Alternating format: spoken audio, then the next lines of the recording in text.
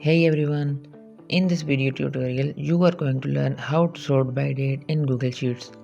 By the way, you can also have a look at a detailed article on our website mahadees.com. Link is given in the description. Now let's start. First of all, select the column that contains date.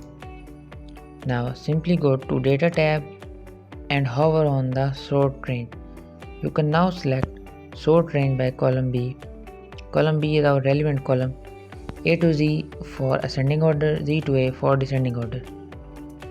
I am sorting it to descending order. So it has been sorted. Now there is another way to handle multiple columns. Select the 2 or 3 columns as you might like.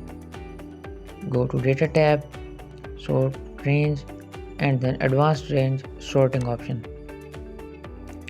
You can select this option if your data contains the header row as well.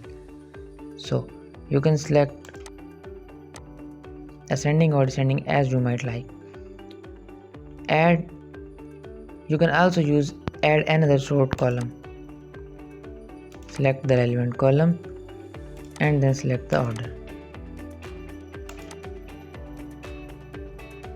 And then click sort. Here you go. The columns have been sorted. Thank you so much for watching the video.